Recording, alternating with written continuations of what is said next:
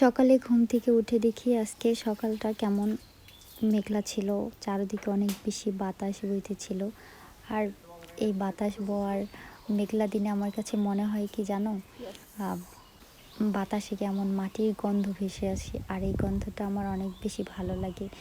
In my opinion, গ্রামে যারা থাকে তারা মেবি এই ওয়েদারটাকে সবচাইতে বেশি ভালোভাবে এনজয় করতে পারে।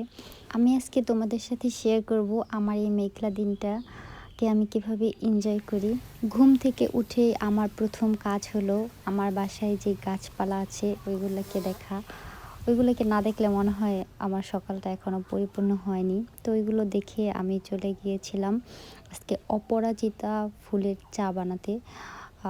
ফার্স্ট টাইম এটা আমি ট্রাই করব, এর আগে কখনো ট্রাই করা হয়নি। যদিও আমাদের বাসায় এই ফুলটা অনেক আগে থেকেই আছে, কিন্তু আমরা কখনো এই ফুলের চাটা বানিয়ে খাইনি। আমি ফেসবুকে, ইউটিউবে অনেক দেখেছি এই ফুলের উপকারিতা নাকি অনেক বেশি। তো আজকে আমি এটারই চা বানাবো আর তোমাদের সাথে শেয়ার করব কীভাবে চা বানায়, ইভেন এটা খেতে কেমন। এই গাছটা মূলত আমাদের বাড়ির সৌন্দর্য বৃদ্ধির জন্য আমরা লাগিয়েছিলাম। আমার মায়ের এই গাছটা অনেক বেশি পছন্দ।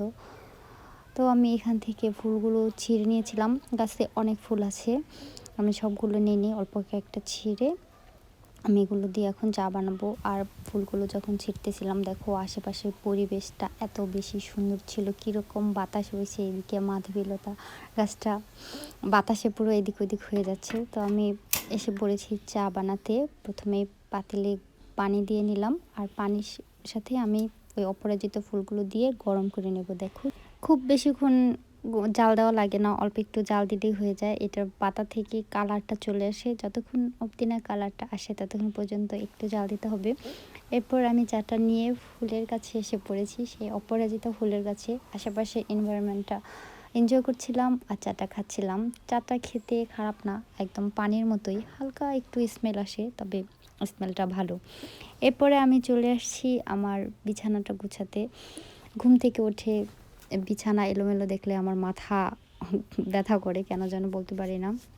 তো বিছানাটা আমার সবার আগে গুছাতে হয়। এরপরে আমি বিছানা গুছিয়ে আমি একটু মিররে দেখতেছিলাম, আমার মুখে বেশ কতগুলো পিম্পল উঠছে, আর পিম্পল দেখলেই মেজাজটা খারাপ হয়ে যায়। কী করব, তারপরে চলে এসেছি আমার গাছগুলোর যত্ন নিতে। এই যে দেখো, আমি এখানে আমাদের বাসায় অনেকগুলো গাছ আছে, অনেক প্রজাতির গাছ আছে। আমি সবগুলো গাছের নামও জানি না, এগুলো মূলত আমার বড় আপু কালেক্ট করছে এক এক করে। সব ক্রেডিট আসলে ওর। এখন মূলত বাসায় নেই, আমি এগুলো টেক কেয়ার করে রাখি। গাছে পানি দেওয়া শেষ করে ঘরে আসার পরে দেখো বৃষ্টি নেমে গেছে, তাই আমি চলে আসলাম বৃষ্টি বিলাস করতে। বৃষ্টির সময় একটা জিনিস নোটিশ করবা, যারা বিল্ডিংয়ে থাকো তারা কিন্তু এই সাউন্ডটা এনজয় করতে পারো না। টিনের ঘরে বৃষ্টির শব্দটা শুনতে অনেক বেশি ভালো লাগে। এত পরিমাণে বৃষ্টি হচ্ছে, এটা দেখে আমি নিজেকে আর সামলে রাখতে পারি নাই, আমি চলে গিয়েছি বৃষ্টিতে ভিজতে গোসল করতে। আর দেখো আমি গোসল করতে যাওয়ার কিছুক্ষণ পরেই বৃষ্টি চলে গেছে। তাই কোনো কথা, আমার সাথে এরকমই হয়, আমি যেদিন বৃষ্টিতে গোসল করতে যাই ওই দিনই বৃষ্টি থেমে যায়।